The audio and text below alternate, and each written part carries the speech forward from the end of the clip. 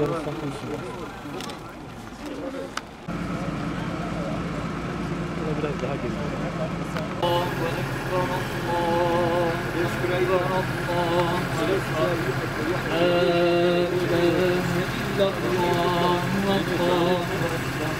İslam'ın ilk emri İkra ismi rabbikellezî halak.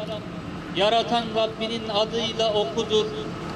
Bu emri gerçekleştirmek üzere temelini atmakta bulunduğumuz bu kütüphaneyi vatanımız, milletimiz ve insanlık için hayırlı eyle ve dualarımıza icabet edensin. Amin ve selamun alel murselin velhamdülillahi rabbil alemin. El Fatiha.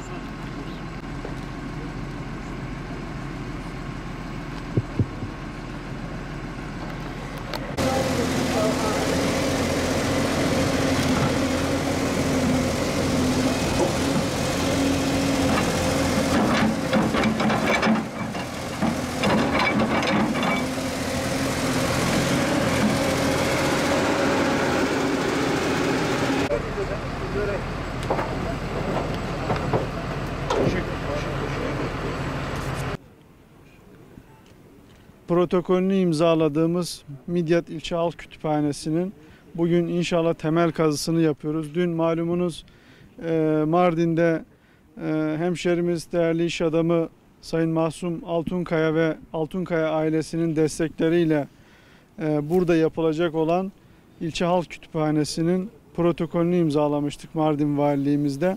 Ve bugün de mübarek bir cuma gününde inşallah temel kazısına başlıyoruz.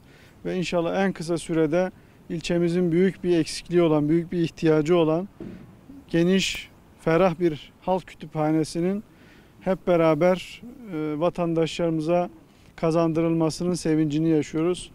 İlçemiz kadim bir ilçe, büyük bir ilçe. Sadece aktif 30.000 tane okula devam eden öğrencisi var. Bunun yanında üniversite okuyan öğrencilerimiz, mezun olan öğrencilerimiz, çeşitli sınavlara hazırlanan öğrencilerimiz ve aynı zamanda birçok kamu görevlisinin ve entelektüel düzeyi yüksek olan bir vatandaş kitlemizin olduğu bir ilçemiz. Dolayısıyla ferah bir okuma imkanının olduğu bir kütüphane, bir mekan ortamı ihtiyacı vardı uzun yıllardan beri. Çok şükür Altunkaya ailesinin ve değerli iş adamımız Mahsum Altunkaya'nın destekleriyle inşallah bu eser kazandırılacak Midyat'ımıza, vatandaşlarımıza. Ve bu eserin Midyat'a kazandırılması noktasında ne gerekiyorsa canı gönülden yapmaya hazır olduklarını ve çok şükür ki dün protokolümüzü imzaladık. Bugün de temel kazısına başlıyoruz. Bu cuma gününde bu temel kazısını yapıyoruz ve inşallah en hızlı şekilde önümüzdeki eğitim öğretim yılına yetişecek şekilde bu kütüphaneyi de ilçemize, vatandaşlarımıza kazandırmış olacağız. Ben tekrar Altunkaya ailesine, şahsında Mahsum Bey'e ve kıymetli ailesine, çalışanlarına, ilçemiz adına, hemşehrilerimiz adına ben şükranlarımı sunuyorum. Rabbim hayırlarını kabul etsin. Rabbim her türlü kazadan, beladan onları muhafaza eylesin. Binamız bodrum artı 2 kat olacak ve toplamda yaklaşık 3000 metrekare kapalı alanı olan bir kütüphane. İçinde çocuk kütüphanesi, engelli kütüphane, dijital kütüphane, yetişkin kütüphanesinin olduğu, aynı zamanda bilgisayar odaları, çalışma atölyelerinin olduğu geniş, ferah hem Midyat mimarisini hem modern imkanları bünyesinde barındıran çok fonksiyonel bir kütüphane olacak inşallah. Ve vatandaşlarımızın, öğrencilerimizin burada rahatlıkla boş zamanlarını değerlendirebileceği güzel bir nitelikli mekan kazanmış olacak ilçemiz. 1972 yılından beri olan bir kütüphane ne amaca uygun, dar bir yer.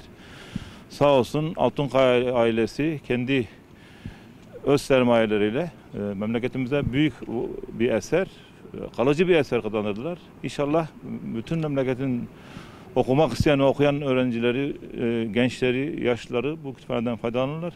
Kendilerine teşekkür ediyoruz. Kesinlikle çok önemli bir yatırım. Altunkaya ailesine teşekkür ediyoruz.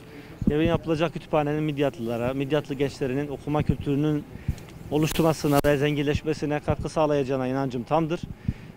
Milli Eğitim Müdürlüğü olarak bundan büyük bir keyif aldık, mutluluk duyduk.